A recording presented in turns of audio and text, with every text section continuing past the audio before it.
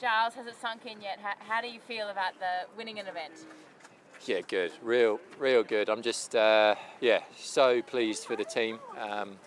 Been able to put the first win with me in the driver's seat, and I mean, to be honest, coming off the back of the last event, it's, you know, I kind of keep saying there's a lot of jeopardy in this league, and it's pretty easy to feel like you're not quite up to it, and yeah, it feels like we've stepped up nicely to the mark this weekend. Well, not only have you won an event, but you won one of the trickiest days of SailGP, it sounds like. I don't know about that, but I think, you know, we're pretty pleased with the way we were sailing. But equally, on the positive side, there's certainly going to be a few holes in our onboards. We got pretty flustered at times. I'm sure we weren't the only team out there doing that, but it was full on racing, and just so pleased for the whole team.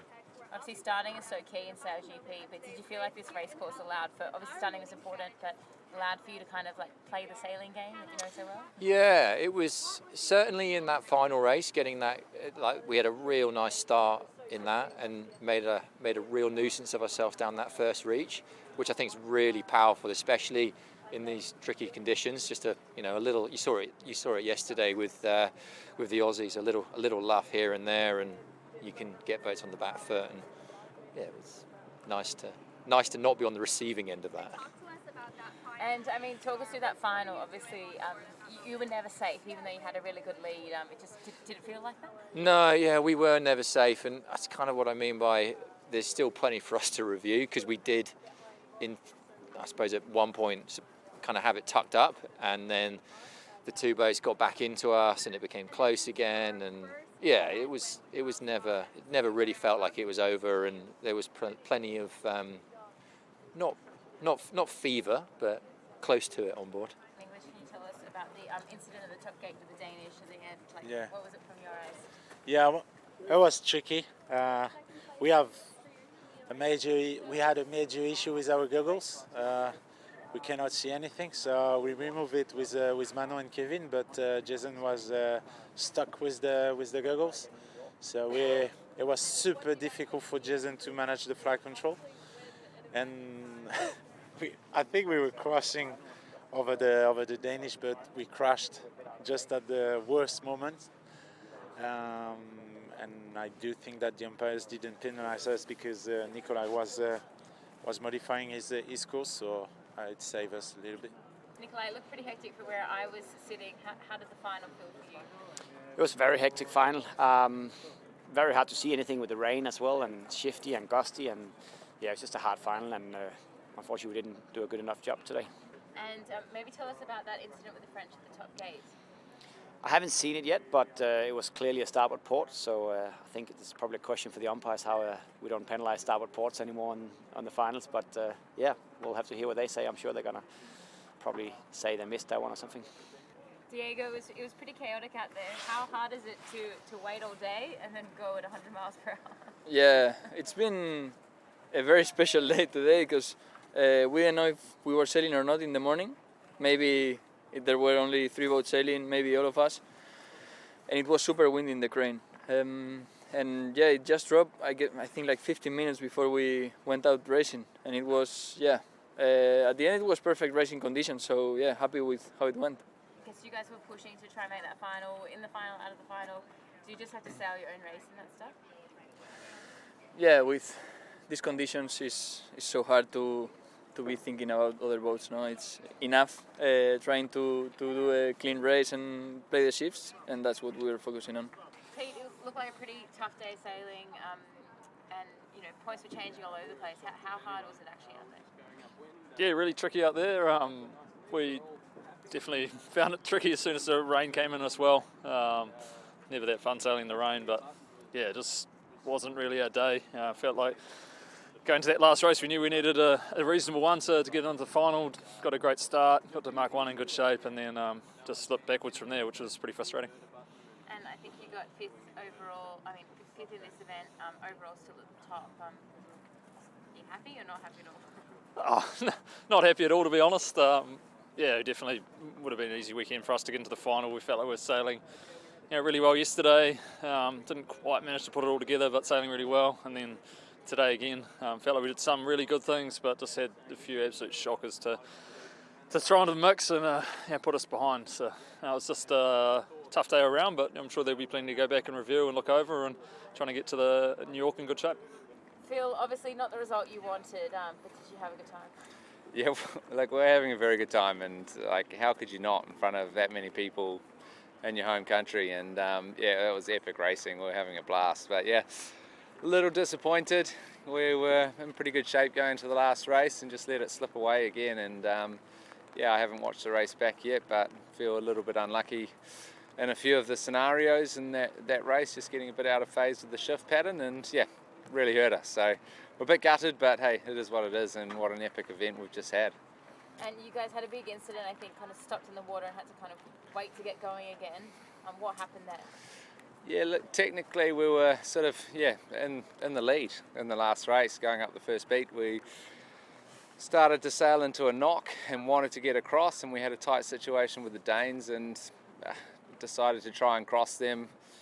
Turns out we were knocking the whole time, so we were getting slower and slower. We fell off the foils and we needed to tack, and then we just couldn't get back on the foils again. The breeze got quite light, and that really hurt us, and everyone behind us was foiling and swallowed us up. How hard is it as a sailor to kind of be sitting on shore all day waiting and then all of a sudden go, you're racing in 15 minutes? Yeah, it feels like a pretty short day, to be honest. We were here sort of waiting all morning, launched the boats really late, and then had about a 5-minute warm-up before we're into it, and 2 quick races. But look, it was awesome. What a race course. We were stoked and having a good time, and I hope it was the spectacle that it felt like it should have been. Tom, talk us through what happened. So race 1, I think we were doing okay. I think we got up to basically the equal lead with Canada. We went to do attack inside, and the wing didn't invert, and we didn't know what happened, and we sort of scrambled our way out of it, managed to not capsize, and then we finished that race and talked about it, and Sam just said, I thought I was pressing the invert button, but nothing happened. And then the button was working for the rest of the race. We go into race 2, we think there's no issue. We had a bad start, but fought away and got to a nice lead, and just going upwind, no one touching the button, and the wing inverted and into a capsize. It's a technical issue, and I feel like a broken record, and I don't like to blame anyone or anything, but it feels like we've been pretty unlucky with technical issues at the moment. Eric, obviously frustrating to miss the first race, but you're pretty happy you got to have a quick burn out there? Yeah, at least we had one race, I mean, we are a little frustrated, you're right, we try to get as much training time as we can, and actually we are also a bit frustrated having the league with that decision of, letting the league teams sail in the end and not the private teams. So there were at least 2 private teams waiting ashore. I think that's not the right commercial message. But happy to sail 15 minutes at least, and good learnings from this weekend.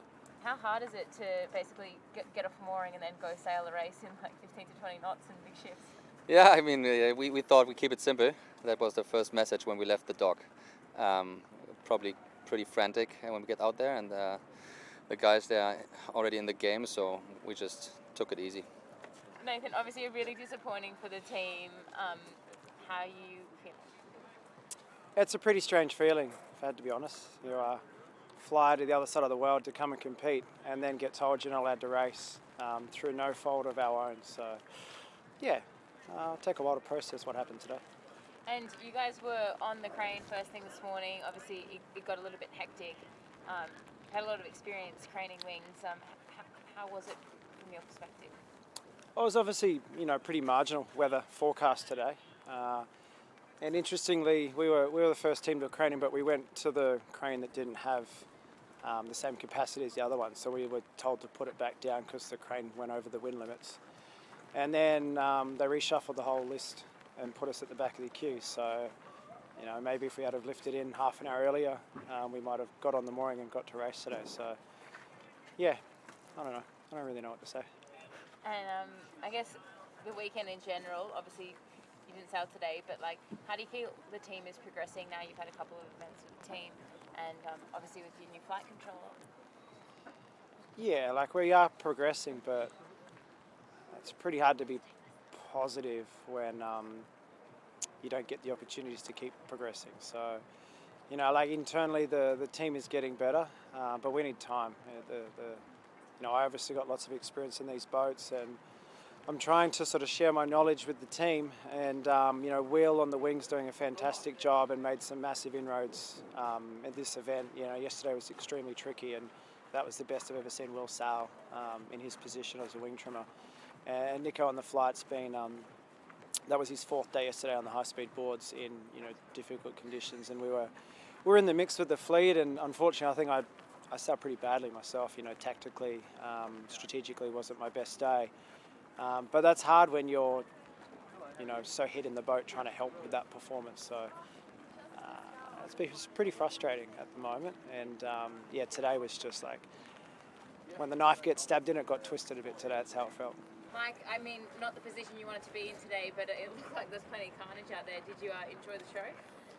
Yeah, I mean, we watched, you know, we watched it in the container, and you know, it was a heck of a show, and great to see that all the Aussie team is okay after their crash. But yeah, disappointing we're not out there. We didn't come here to, you know, watch the racing in our container. We came here to be part of it, and unfortunate that we weren't out there.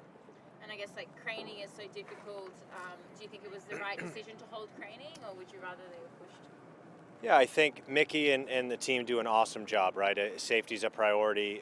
They have a lot of balls in the air to balance, and they do a great job with that. What I'm disappointed in is there weren't enough resources to get all the boats in the water. I mean, that's the real underlying story why we're not out there. And the second thing that I don't quite understand is, you know, how the teams were prioritized out there. Our shore team helped launch other boats, you know, and then at the end of the day, as each boat launches, there's one less shore team. You know, all of them worked collectively together, but because we were the Swiss and us were the last 2 boats, there literally weren't enough people left.